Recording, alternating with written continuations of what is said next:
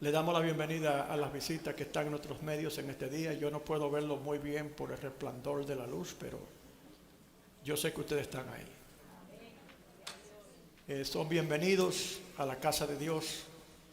En este día, toda persona que se determine a venir a la casa de Dios, ir a la casa de Dios, es porque es un buen creyente, porque no está muy bueno afuera, y se va a poner peor, pero a nosotros esas cosas no nos impiden, hermanos. Contamos siempre con la ayuda del Señor en todo lo que hacemos. Yo voy a hacer el esfuerzo y yo sé que el Señor me va a respaldar para presentar a través de la influencia del Espíritu Santo la palabra que yo creo fue el objeto que realmente causó esos ataques fuertes. Créame que muchas cosas evidentes me tuvieron tratando de intimidar hasta que llegué a la iglesia tratando de intimidarme.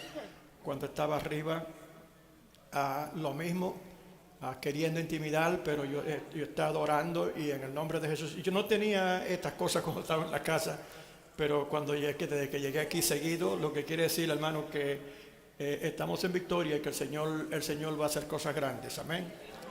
Pero hay una palabra que el Señor nos trae en este día a nosotros, que viene a alguna persona. Yo no le voy a decir que yo sé quién o quiénes son, pero van a haber algunas personas que van realmente a sentir el impacto del Espíritu Santo en sus corazones después que el Señor hable en este día. ¿Cuántos alaban al Señor? Si usted es tan amable en este día, se puede poner de pie para honrar la palabra de Dios, no a mí porque estoy aquí, sino porque aquí está el Señor. Y vamos a buscar en el libro de San Juan.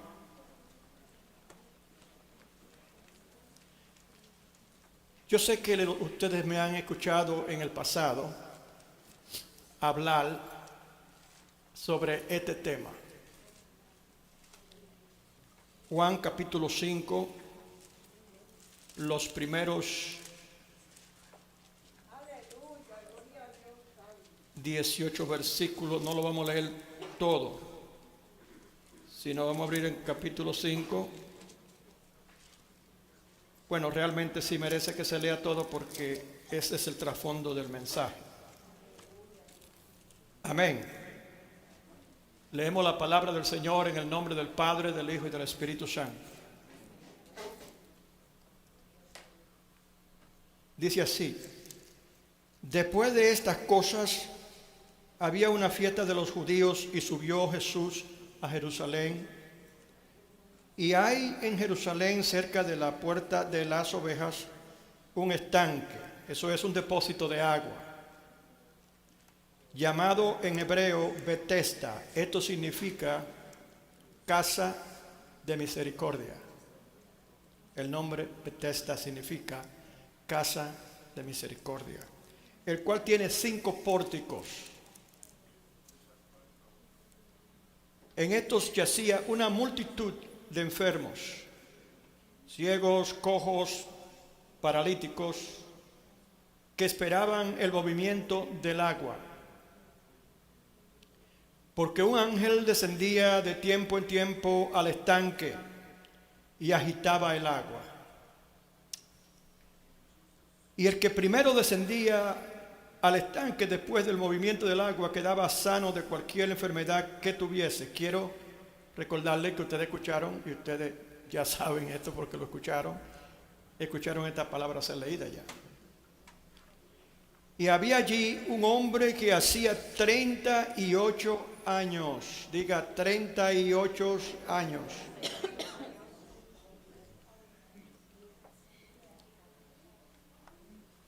que estaba enfermo. Cuando Jesús lo vio acostado y supo que llevaba ya mucho tiempo así, le dijo: ¿quieres ser sano? Señor, le respondió el enfermo, no tengo quien me meta en el estanque cuando se agite el agua, y entre tanto que yo voy, otro desciende antes que yo. Jesús le dijo: levántate, toma tu lecho y anda. Al instante aquel hombre fue sanado y tomó su lecho y anduvo, y era día de reposo aquel día. Entonces los judíos dijeron a aquel que había sido sanado. Usted ve que aún en ese tiempo lo que el Señor estaba tratando de hacer en ese momento quería ser estorbado. Y yo creo que similarmente eso es lo que yo he estado sintiendo. Entonces los judíos dijeron a aquel que había sido sanado: es día de reposo. Eso eran los religiosos de ese tiempo. Se le dice religioso a una persona que no solamente es fanática, sino que está desviada de la verdad, creyendo que está bien. No te es lícito, acusándolo, llevar tu lecho. Él le respondió: el que me sanó, él mismo me dijo, toma tu lecho y anda. Entonces les preguntaron: ¿quién es el que te dijo, toma tu lecho y anda? Y el que había sido sanado no sabía quién fuese, porque Jesús se había apartado de la gente que estaba en aquel lugar.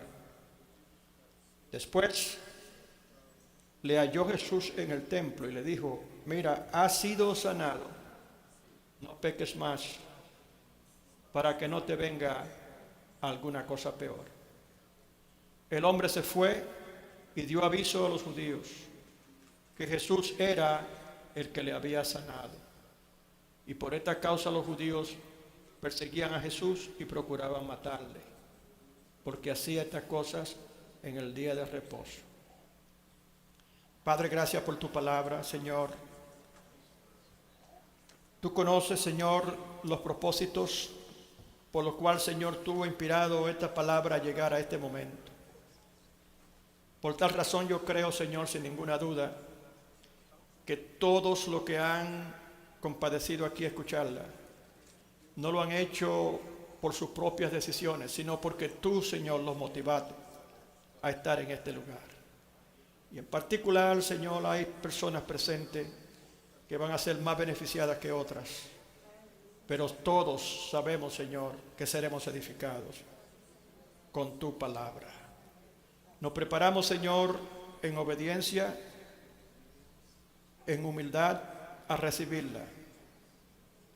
Y te damos gracias, Señor, por tu cuidado, porque así, Señor, cada vez que nos reunimos colectivamente en este lugar, tú hablas, Señor, palabra de vida a nuestras vidas y nos enseñas, Señor, las cosas que están en tu corazón para nosotros.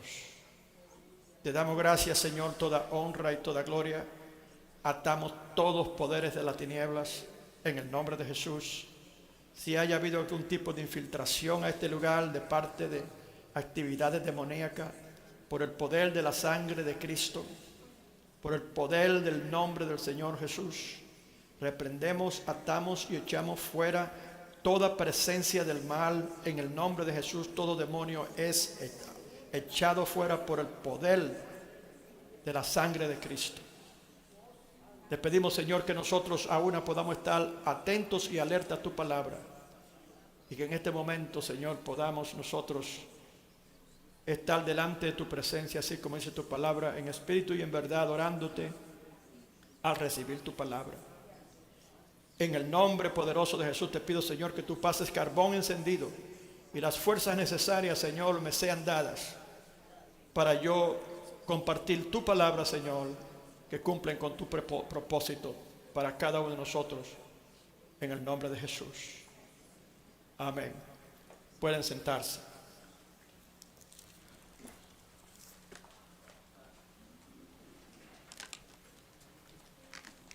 En el interior de toda persona, esto es, personas que no conocen a Dios y personas que ya sí la conocen, como también personas que están entre una y otra cosa, no han hecho decisiones tampoco. En el interior de toda persona existe un alma impedida por parálisis espiritual. Creeríamos que en realidad de acuerdo a lo que dice la palabra aquí, como se redacta, que el tema aquí, lo que está tratándose es la situación de un hombre con parálisis en su cuerpo. Indudablemente eso es uno de los temas principales. Pero hay un tema paralelo a ese que tiene que ver con una realidad paralela que es espiritual. Y a ese aspecto con poca frecuencia escuchamos el significado de estas cosas para nosotros. En este día, eso es lo que el Señor se propone hacer a través de su palabra. Aunque no dejaremos de hablar, ¿verdad?, de un hombre paralítico en lo físico, pero el aspecto más importante aquí es ahora el espiritual que se va a revelar a través del texto que acabamos de leer. Existe un alma impedida por el parálisis espiritual. En otras palabras, este hombre definitivamente estaba paralizado por la parálisis natural. Y por esa razón, él no podía caminar. No se sabe cómo vino la situación, pero sí conocemos por la palabra que el hombre tenía mucho tiempo sufriendo de eso. 38 años es mucho tiempo. Podemos ver aquí algo que luego nos ayuda a entender otras cosas que están escondidas detrás de la palabra, pero que podemos deducir de acuerdo a la declaración de los hechos. Y eso es que este era un hombre muy persistente. Estar 38 años con una enfermedad de parálisis, creer que él podía ser sanado y buscar lugar en donde él podía recibir sanidad. Y por tiempo, no se sabe cuánto tiempo de esos 38 años él venía a ese lugar. Pero sí sabemos que dice que el Señor lo vio y supo que llevaba mucho tiempo con esa enfermedad. Podemos deducir que en realidad este hombre había buscado todas las posibilidades de donde hubiera algún movimiento del poder de Dios, en donde hubiera algún movimiento en donde él pudiera ser sanado. Y él escuchó de un lugar llamado Betesda. Betesda, un depósito de agua dentro de una parte del templo, a un lado del templo. Allí estaba, y le llamaban así porque, en otra palabra, Betesda, que quiere decir en hebreo la casa de oración o casa de misericordia, perdón, con propósito específico, porque aquí cada tiempo, no dice que era cada año, cada mes, dice cada cierto tiempo, las aguas empezaban a agitarse y ahí siempre habían gente esperando a ver cuándo eso sucedía. Imagínense eso, hermano. Esto tiene un significado muy importante y prestemos atención. Era cuando esa agua ya se conocía que a cierto tiempo empezaba como a eructar, ¿verdad? Y era como un manantial fuerte. Ahí dice la palabra que había mucha gente, enfermos, ciegos, cojos, paralíticos, y el agua se agitaba. Y dice que el primero, estaban todos ahí, ¿verdad? Como estilo al hipódromo, donde están todos los caballos cuando tiran el tiro. El primero que sale tiene la mayor posibilidad de ganar, pero solo una persona gana. ¿Cuántos alaban al Señor?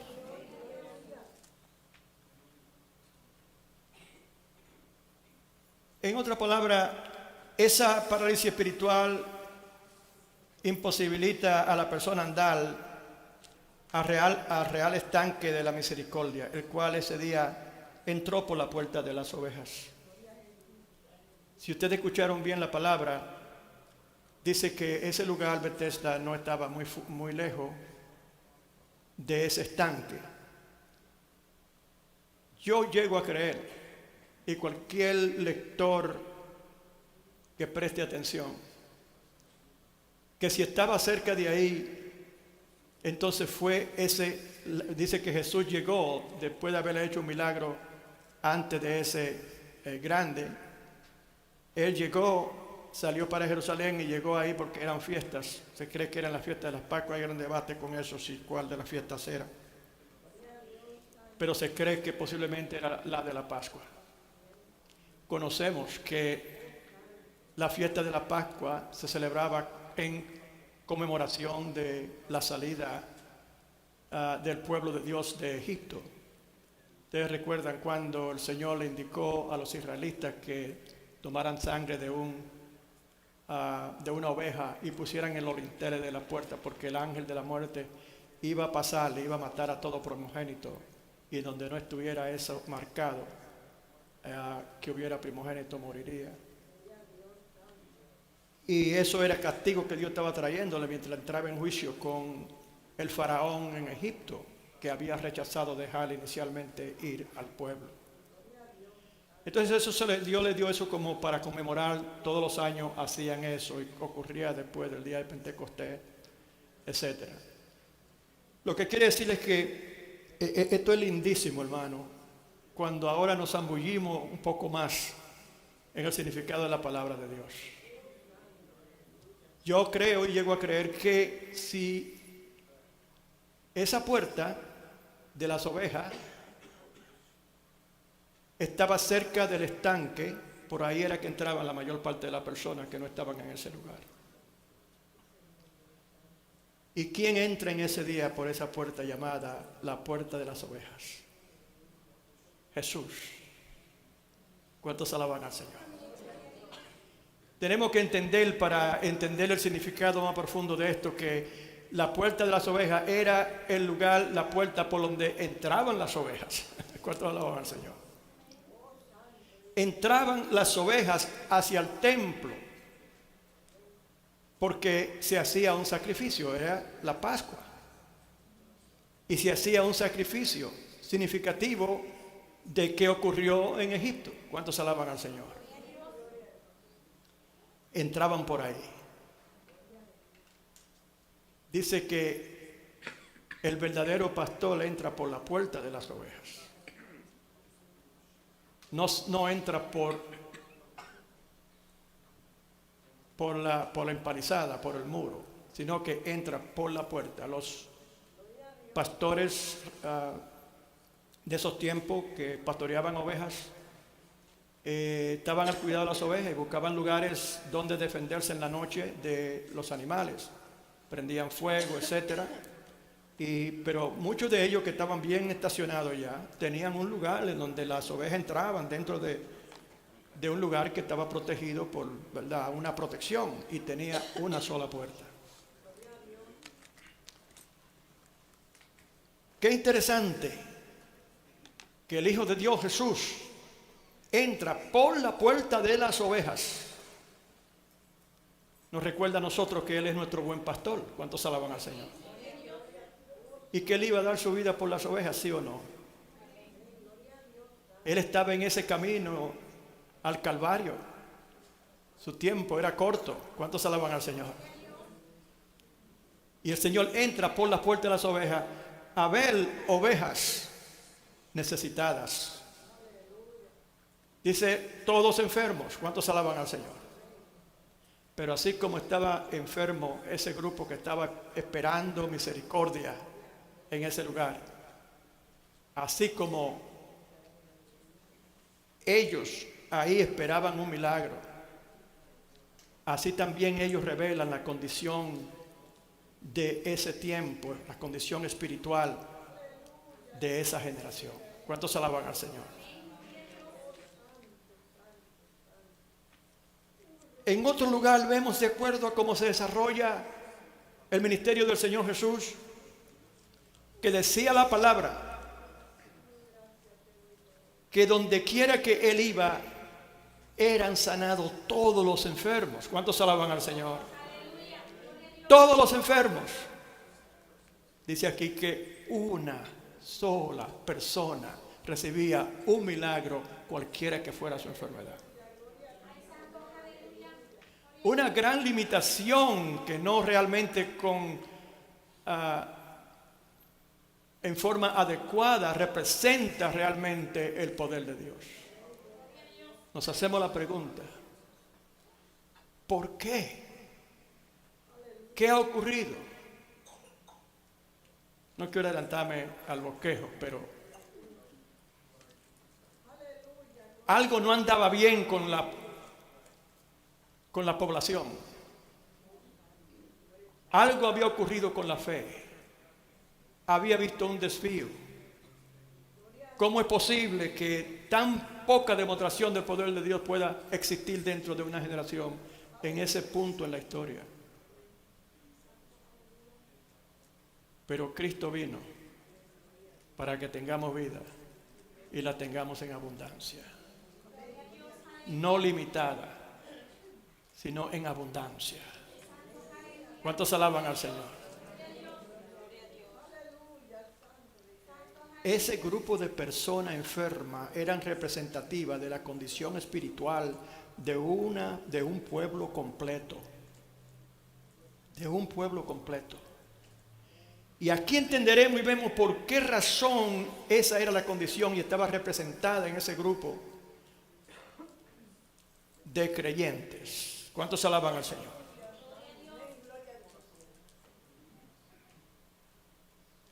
Continuamos. Dentro de las personas que estamos hablando, incluyendo creyentes, nosotros no conocemos realmente qué es lo que fluye o está ocurriendo en la vida personal, espiritual de ninguna persona. Dios conoce. ¿Cuántos alaban al Señor? Dentro de ese hombre que estamos hablando y esa mujer opera una fuerza que en doble sentido le impide caminar y entrar a recibir la sanidad de su alma y la de su cuerpo. Yo creo que Jesús ahí estaba cumpliendo y dando más o menos señal de lo que iba a suceder con él.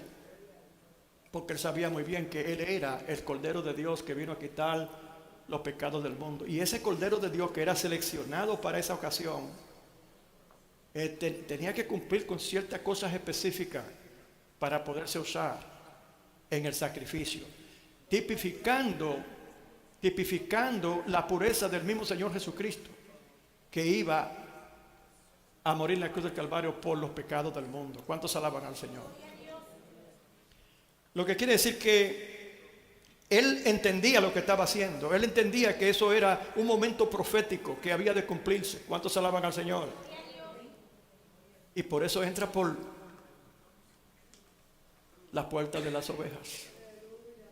Porque esa, aún así, con una situación tan deprimidora y miserable como esa condición que vemos de limitaciones del poder de Dios, eran consideradas sus ovejas. Y el Señor conocía muy bien cuáles eran las causas por las cuales ellos estaban ahí. ¿Por qué ya no habían sido sanados todos con ese interés de ser sanados? Él conocía. Glorificado sea el nombre del Señor. Ahora entra el dueño del rebaño, por el cual él ha de morir. Pero en cierto sentido, como estamos diciendo cuando usted lee más de cerca, también censura la incredulidad de ese pueblo en ese momento. Una lucha interna, estamos hablando, una lucha interna, un combate interno, una lucha que lo inmoviliza cuando trata de hacer lo que agrada a Dios. ¿Cuántos alaban al Señor? El apóstol Pablo, en la carta a los Romanos, habla de esto. En el capítulo 7,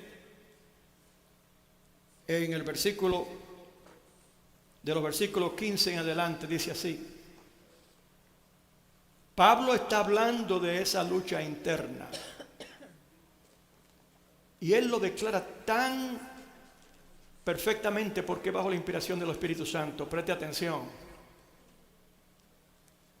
¿Cuánta similitud a lo que estamos hablando tiene lo que está diciendo el apóstol Pablo?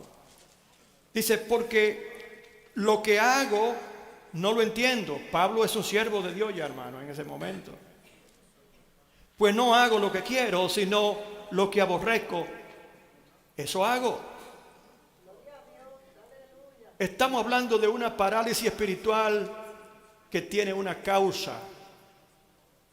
Estamos hablando de una situación, de una parálisis espiritual que inmoviliza a la persona, aun cuando trata de hacer lo que es bueno. ¿Cuántos alaban al Señor?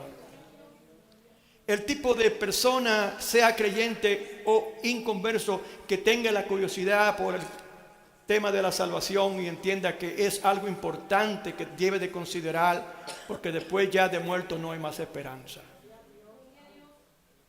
Está tratando de entender y habla con Dios en muchos momentos y le dice, Señor, no siento nada ni entiendo nada de esto, pero oigo que es importante, que debo de arreglar mi vida contigo, pero cada vez que trato, nunca tengo éxito. Hay algo que me detiene, hay algo que me inmoviliza, que así como ese hombre tendido en esa camilla, quería levantarse, pero no podía. ¿Cuántos alaban al Señor? Hay algo que causa eso dentro de mí y yo no lo entiendo. Pero Pablo lo entendía. Dice Pablo, porque lo que hago no lo entiendo. Pues no hago lo que quiero, sino lo que aborrezco, eso hago. Usted sabe lo frustrante que es querer hacer el bien y no poder. ¿Cuántos alaban al Señor? Usted sabe lo frustrante que es queriendo hacer las cosas que Dios te dice, haz esto y esto y esto y esto y serás salvo, pero tú no puedes. ¿Qué es lo que te inmoviliza a ti a hacer una decisión tan importante y dar un paso tan importante? Especialmente cuando llegamos a la temporada de un nuevo año. Cuando todos estamos examinando nuestras vidas y nuestro año pasado, a ver en qué forma nosotros podemos mejorar cosas en las cuales no tuvimos mucho éxito. Y empieza usted a recordar y dice, sí, tal como hacen las personas que van y se compran aparatos para hacer ejercicio porque hacen el compromiso con ellos mismos de perder peso, porque es peligroso a la salud. Y cuántas otras cosas, ¿verdad? En la casa no pasan 2 o 3 meses cuando ya eso es junk. Y le pasan por el lado y ni lo miran.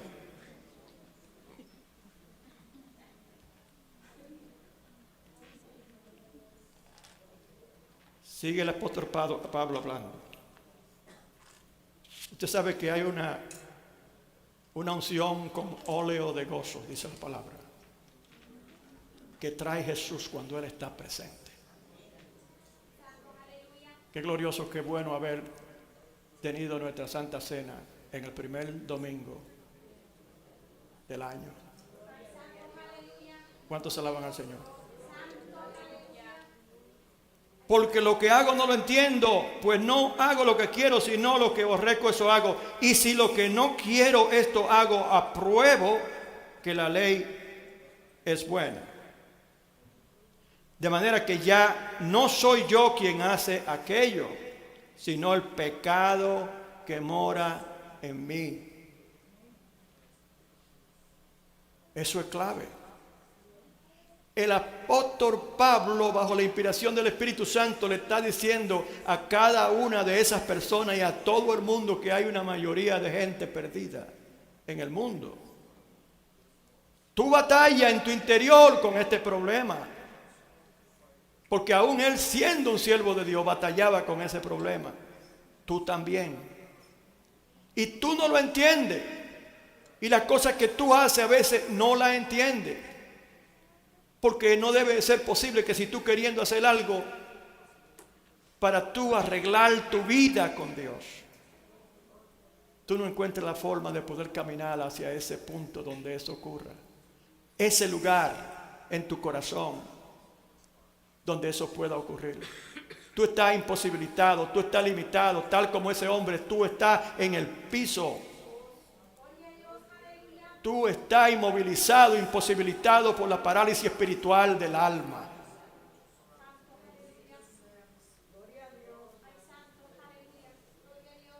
Y sin duda el enemigo se aprovecha y capitaliza en esa situación lamentable y miserable de las personas. Y lo lleva cada día más a pensar que eso es una pérdida de tiempo. ¿Cuántos alaban al Señor? Y yo sé que en mí está, esto es, en mi carne, no mora el bien. ¿Qué realización más poderosa? Entender en dónde está el problema. ¿Cuántos alaban al Señor? El hombre interior, la mujer interior, el alma, ha escuchado qué es lo que hay que hacer, pero está imposibilitada. Tiene parálisis esa persona espiritual. Aquí hay personas, incluyendo creyentes, que tienen parálisis espiritual. Necesitan un milagro del Señor. Y ese es el paralelo que vemos en esta palabra de hoy, que es tan poderoso, que es tan importante, que es tan especial para todas las personas que están presentes, y más allá aquellos que han de ver esto por televisión. Yo sé, él dice, yo entiendo el problema ahora. Yo sé, yo no soy... El apóstol Pablo era un hombre de mucho conocimiento espiritual. Fue educado en la palabra, un teólogo terrible. Y yo sé, él conocía, él entendía, porque él era una persona curiosa y era una persona que le gustaba escudriñar la palabra. ¿Cuántos alaban al Señor? Yo sé que en mí, esto es, en mi carne, no mora el bien. ¿Y cómo lo sabe él? Porque el querer el bien está en mí, pero no el hacerlo. ¿Qué es lo que imposibilita al apóstol Pablo? Porque no hago el bien que quiero, sino el mal que no quiero, eso hago. Y si hago lo que no quiero, ya no lo hago yo, sino el pecado que está en mí.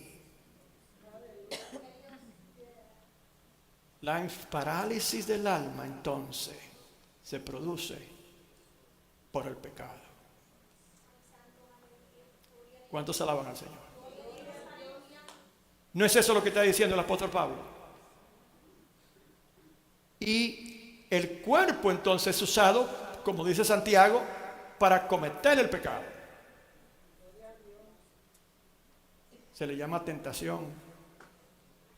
Y dice el apóstol Santiago que el progreso de la consumación de un pecado es un arrastre que lleva a la persona débil a pecar contra Dios, aún poniendo los frenos y queriendo parar el asunto.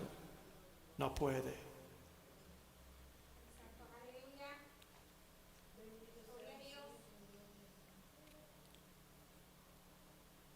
Pablo está hablando, ha identificado un problema del cual se trata ahora, y era un problema presente en ese hombre paralítico en el estanque de Bethesda.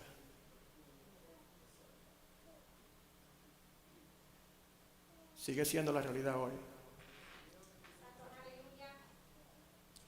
Sin esa ayuda, el hombre y la mujer están perdidos. Sin la ayuda de Jesús. Dice el apóstol Pablo en el versículo 24 de Romanos 7: miserable de mí,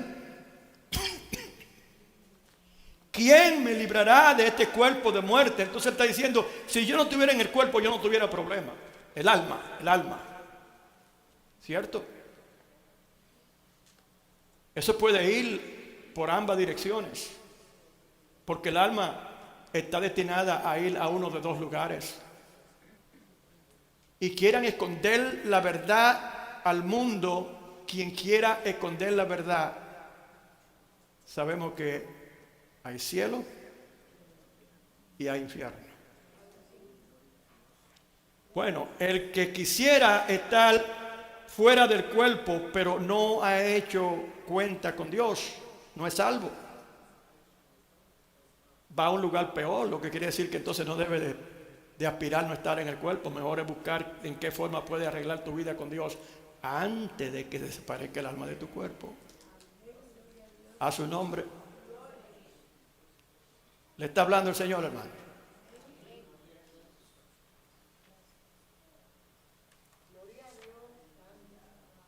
Miserable de mí, ¿quién me librará de este cuerpo de muerte?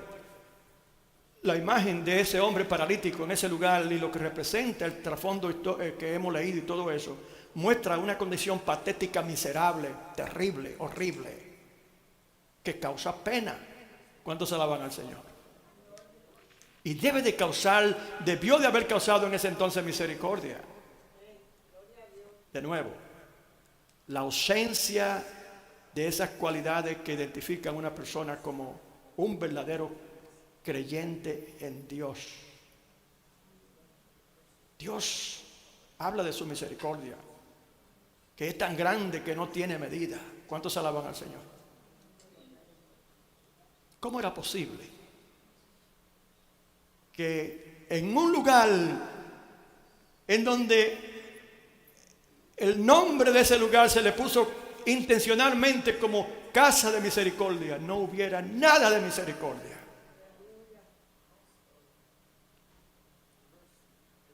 Misericordia es cuando tú merecías castigo, pero eres perdonado. Eso es misericordia.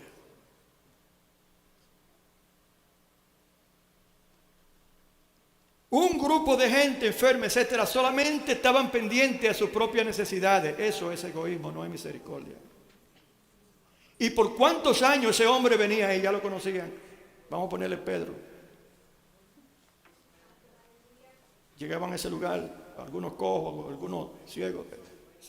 Hola Pedro, ¿cómo estás hoy? Porque ya sabían que era fijo ahí. ¿Cuántos alaban al Señor? Está bien que un ciego no pudiera hacerlo. Al ciego lo ayudaba a otro. Pero una persona que podía caminar y tenía otro tipo de enfermedad, podía llevarlo. Alguien lo traía, ese mostraba misericordia. Quien fuera que hiciera eso por tanto tiempo. Pero los que estaban ahí le pasaban por el lado y lo veían extendido por cuántos años esperando misericordia. ¿En dónde estaba? En la casa de la misericordia. ¿Usted entiende, hermano, la condición espiritual del pueblo en ese momento? Entonces no nos hace extraño a nosotros que la presencia de Dios a través de milagros para sanidad y otras cosas no estuviera presente. Como que Dios ya se había desentendido de ellos. Y eso lo causó, ¿sabe quiénes lo causaron principalmente? Los dirigentes religiosos de ese tiempo. Hay gente, quizás sean personas en ministerio fuera que oigan cosas así, que digan, ya está hablando de su propia familia, por así decirlo. Y la verdad os hará libre, dice el Señor. Y esa era la realidad, que ellos cambiaron la mentalidad de cómo se sostiene una relación con Dios y abandonaron los preceptos principales de cómo caminar una vida recta. Y hasta se rebelaron en contra de Dios porque tenían intereses personales. De otra forma, ¿cómo explicaría usted que trataran ellos de imponer por encima de la palabra de Dios la verdad, ritos y ceremonias y otras cosas, tradiciones que no tenían nada que ver con la relación con Dios? Y eso fue opacando la palabra de Dios en esos tiempos, en la vida de esos mismos dirigentes. Y el pueblo, ¿qué hacía?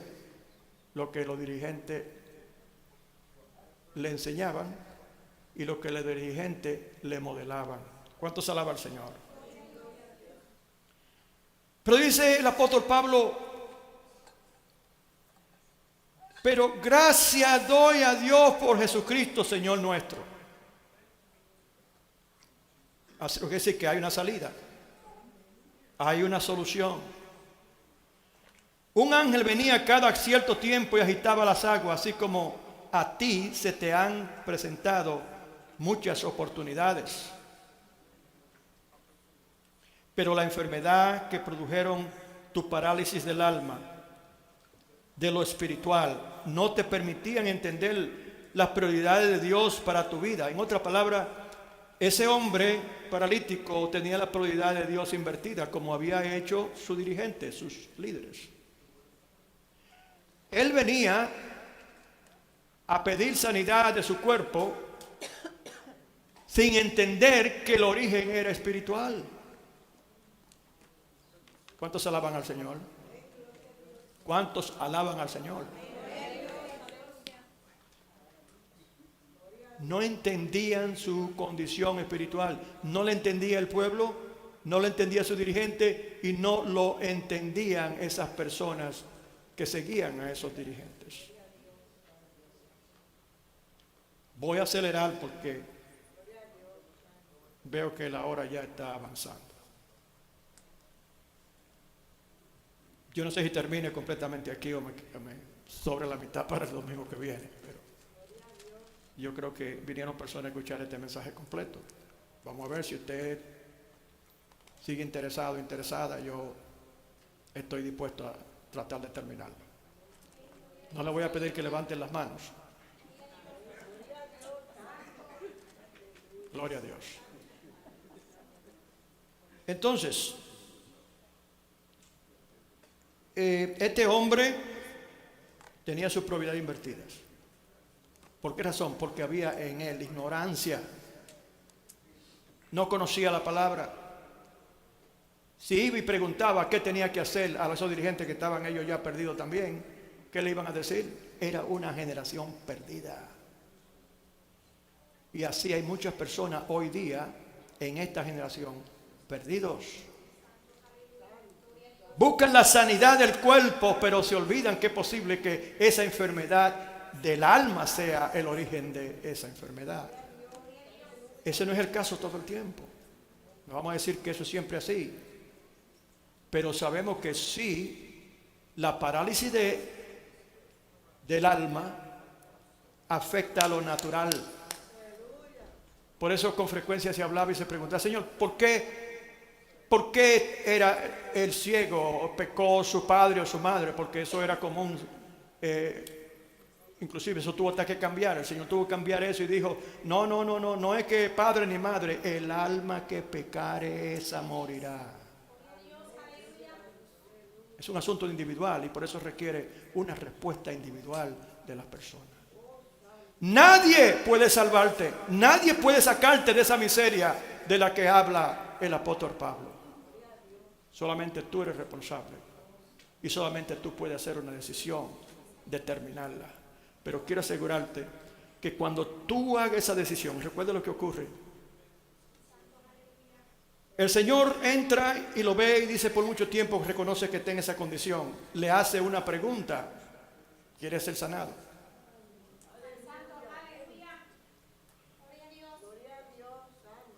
Y él busca simplemente una respuesta natural. La gente no te va a llevar a ese lugar.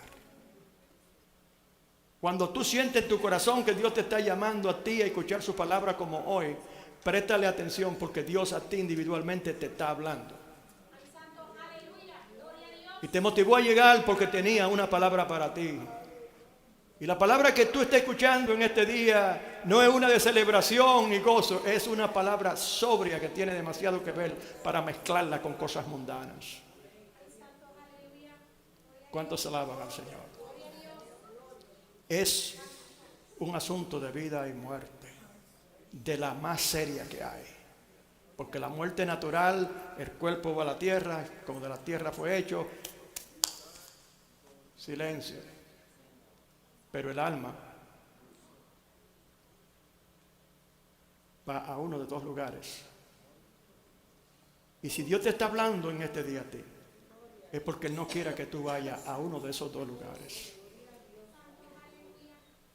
Pero es una decisión que tú tienes que hacer. Tú quieres ver si te sientes bien. Y eso fue lo que ocurrió. Cuando ya la la ausencia de milagros se hizo evidente en esa población. ¿Qué hicieron ellos? Ir a buscar respuesta en cisternas rotas. Hasta creyentes, y ellos eran creyentes.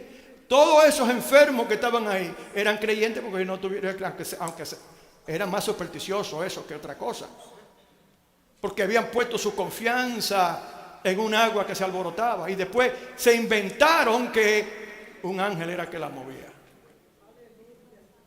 Cuando se ausenta el poder de Dios, la demostración de su poder en tu vida y en la vida de otros, y cuando esto se expande a un pueblo, a una generación, el poder de Dios ya no opera. El hombre y la mujer perdido con parálisis del alma busca respuesta en otros lugares. Empieza a depender, aunque dependían en los líderes, continúan dependiendo en otros. Y se inventan sus propios dioses. ¿Cuántos alaban al Señor?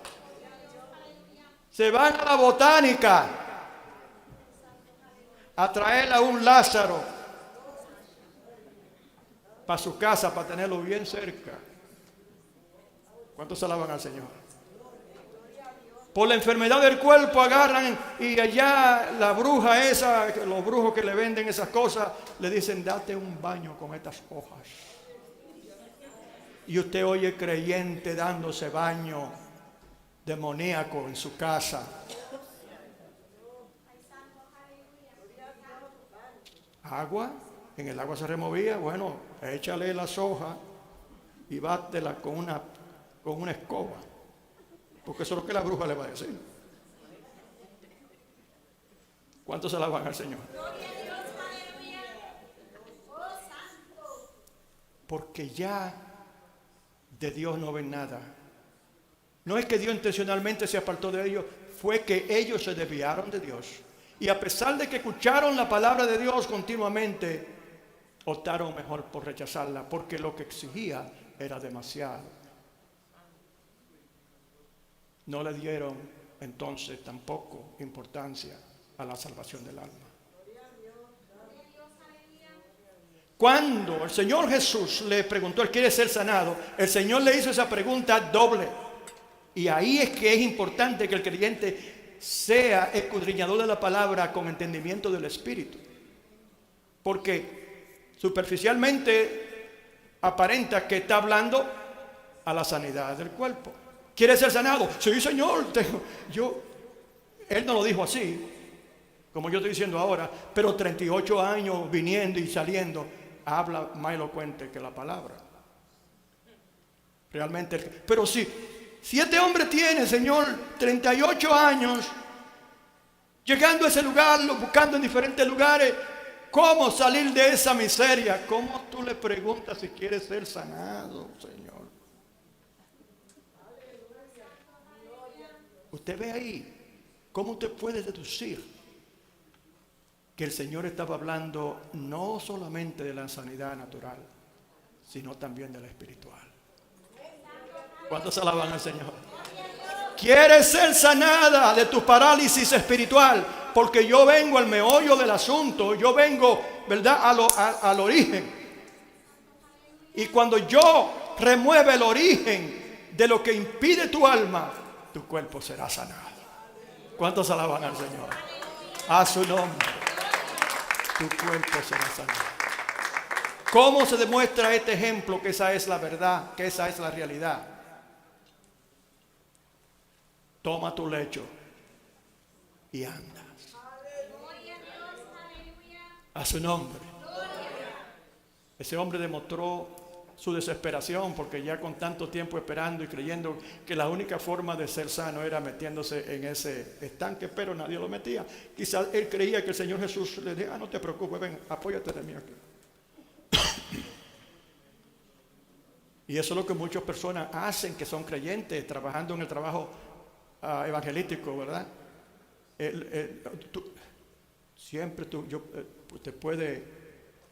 Te puede, ¿cómo se dice?, inclinar a mí en momentos de necesidad. No, mamita. no es en ti que debe de inclinarse, es al Señor Jesús.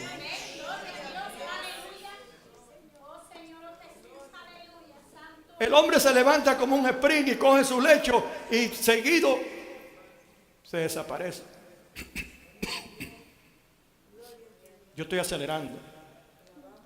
Dice la palabra que luego el Señor Jesús va al templo. ¿Y quién está allí? Pedro. No, Pedro el evangelista.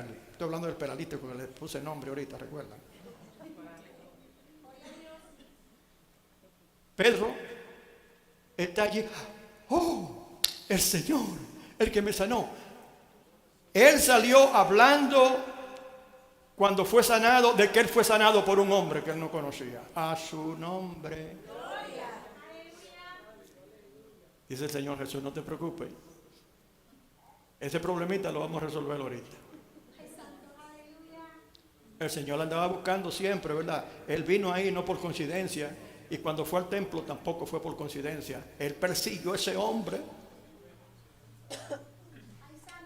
Persiga las almas, hermanos. Después que se hace el trabajo, continúe ahí, ¿verdad que sí, hermana Vilma?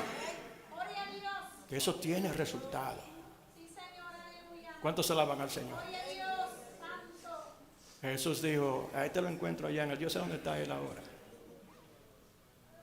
Y lo encuentra y viene, oh Señor. Le dice él, mira, claro que el gesto mío es diferente, porque yo soy dominicano y tengo mi estilo de por allá, pero usted le pone el suyo. Mira, has sido sanado. Vete y no peques más. No vaya a ser que te venga algo peor. ¿Qué está diciendo el Señor?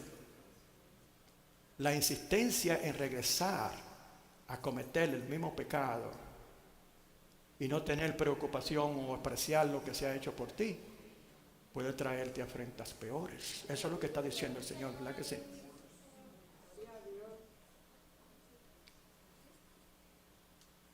Cuando el Señor dice vete y no peques más, ¿qué es lo que está diciendo en cuanto al perdón?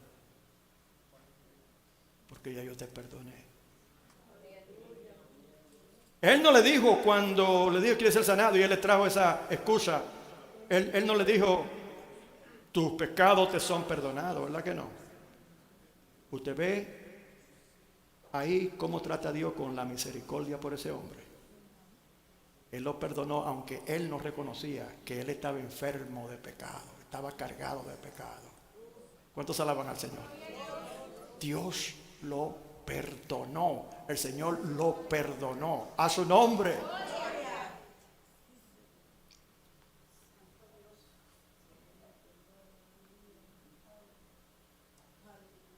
¿Cómo sabemos que hubo una transformación en la vida de ese hombre? Pero ¿cómo no la va a ver?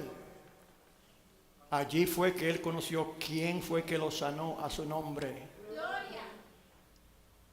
Y llegó a dónde, salió, dice, cogió su lecho, no sabemos para dónde se fue el hombre. Pero de repente lo encuentra Jesús, ¿en dónde? En el templo. Quiere decir que ese hombre entendió que él había sido perdonado y que Jesús tenía poder para perdonar pecados. Y precisamente por eso empezaron a perseguirlo ahí mismo. Los judíos, los líderes religiosos.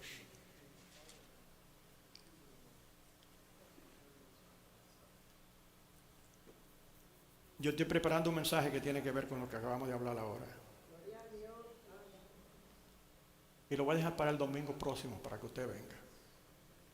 Pero ya no hay tiempo hoy. En el momento que el Señor Jesús perdonó a ese hombre, ¿cuál de los dos primeros fue que caminó hacia adelante? ¿El paralítico en lo natural o el alma paralítica en lo espiritual? Yo sé que con la sonrisa que veo de todo, que ustedes saben cuál es la respuesta. Esa es una papita. Espiritual a natural. A su nombre. Él fue perdonado, se quitó el impedimento que creó su enfermedad espiritual. Y cuando el Señor dijo, levántate, la primera que se levantó fue su alma. Aleluya. Gloria a Dios. ¿Y cómo lo sabemos? Se fue al templo a darle gracias a Dios. ¿Y cómo lo sabemos? Empezó a testificar del poder de Jesús a otros. Pero esta vez podía decir con certeza, ahora yo sé quién sanó mi enfermedad. Ahora yo sé quién perdonó mis pecados. Y ahora yo sé quién sanó mi ceguera espiritual. Yo ahora puedo ver, yo ahora puedo caminar. ¿Y a dónde voy a ir? Voy a ir a la casa de la misericordia, que es el templo, que es la casa de Dios, que es este lugar. Póngase de pie, hermano.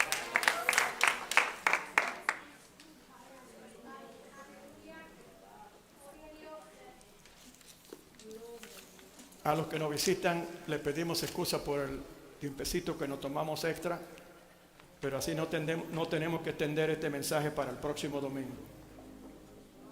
Pero yo, no sé usted, no puedo salir de este lugar. Todos tenemos esta responsabilidad. Y los que entienden esto empiezan a orar. Todos tenemos la responsabilidad. Después de haber hecho lo que el Señor nos llamó a hacer, de nosotros estar en este lugar con el propósito principal, ¿entiende? El propósito principal aquí, o los propósitos principales son dos: edificación del pueblo de Dios, pero es más importante la salvación del alma. Yo quiero decirle a usted, amigo o hermano que está en la brecha entre una cosa y la otra, o hermano o hermana que quizás haya perdido dirección de Dios en cuanto al concepto que hemos traído, que el Señor nos ha traído en este día. A Dios le interesa la salvación del alma. Yo creo, hermano, como dice la Biblia, que cuando lleguen los tiempos ya finales van a haber juicios y allí van a compadecer todas las personas. Se le llama el juicio del trono blanco. ¿Usted cree que la humanidad conoce tecnología? Es un disparate todavía. Todo lo que han descubierto y todas esas cosas que es tecnológico, eso es trapo de inmundicia. Eso es simplemente utilizando lo que Dios le ha dado, lo que Dios ha creado. En el cielo, todo es superior. Y si nosotros podemos proyectar ahora la vida suya con diferente información que a través de la tecnología se está acumulando en diferentes lugares, que se saben más, ahora ellos se conocen más de usted que usted mismo. Entonces, ¿cree usted que la vida suya no se va a pasar como un video delante de usted y de lo que esté en presente? Para ver cómo usted respondió a la palabra de Dios. Lo que le ocurrió a todas esas personas ahí enfermas fue que perdieron noción de eso. Y buscaron muletas con qué andar espiritualmente, fijando sus ojos en cosas que no agradan a Dios. Ahí va a salir toda su vida. Y cada momento que Dios le habló va a salir a relucir. Y entonces Dios le va a preguntar: ¿qué defensa tiene, hija? ¿Qué tienes que decir? Aquí se presentan todas las oportunidades que se te dieron para tú ser salva, pero tú optaste por no. Escuchaste la palabra clara a empezar un año para que pudiera cambiar tu vida y aplomarte en las cosas del Señor. Creerle a Dios quitar la parálisis espiritual de tu alma. Y tú rechazaste. ¿Y qué crees tú que debemos nosotros de hacer, que debo yo de hacer? Las leyes son claras. Apartaos de mí, hacedores de iniquidad, al fuego eterno. Allí será el lloro y el crujir de dientes. Esta es una gran oportunidad. Olvídate del tiempo, olvídate de los churrascos, olvídate del restaurante, que esto es más importante ahora. Que todas las cosas que tú has hecho, todos los logros que tú has obtenido, ninguna de esas cosas van a tener incidencia delante de Dios cuando Él a ti te haga esas preguntas. Pero hoy Él te da la oportunidad. Habló claro. Tú no puedes decir que yo no entendí, Señor. No puedes decirlo. ¿Por qué no te dispones en este primer domingo del año que estamos juntos a cambiar esa realidad? Permite, por el poder del Espíritu, que tú escuches ahora la pregunta que el Señor te hace. ¿Quieres ser sana? ¿Quieres ser sano de tu enfermedad espiritual? Esa enfermedad tan solo se sana con el poder de la palabra de Jesús. Cuando Él te dice, tus pecados te son perdonados. Si una sola persona aquí de la que he oído que está en esa situación pasa al frente, me parece que es una gran victoria para este primer año. Pero yo sé que hay más.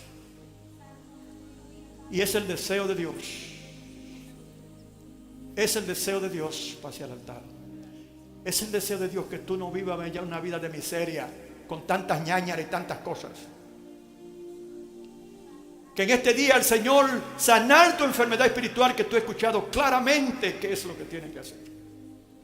Y solamente Jesús tiene la llave, solamente Él tiene la clave, solamente Él puede decir, tus pecados te son perdonados. No lo pueden decir, no lo podían decir los hombres que estaban sentados ahí en ese estanque. Pero lo pudo decir el Hijo de Dios que murió por nuestros pecados. Lo pudo decir Él, porque Él es el único que puede sanar la enfermedad del alma. Olvídate de todas otras cosas, consideraciones que tú tienes que hacer. Esto es de urgencia. Esto es demasiado importante. ¿Por qué hace el Señor énfasis en esto hoy? Un día crítico, importante, fin de año y principio de año. Porque es una oportunidad que Dios te da de empezar de nuevo. Quiera Dios que tú hagas esa decisión hoy. Porque tú no debes de ser uno de aquellos que tiene que presentarse allá asustado porque no hiciste esa decisión cuando tuviste el tiempo. El Señor te pregunta, ¿quieres ser sanado? ¿Quieres ser sanada? Yo te invito a ti a responder al Señor aquí al frente en el altar. Dile que sí, dile que tú quieres ser sanado. Dile que sí, que tú quieres caminar. Dile que sí, que tú has estado paralizado. Dile que sí, que tú quieres cambiar tu vida para asegurar tu vida eterna.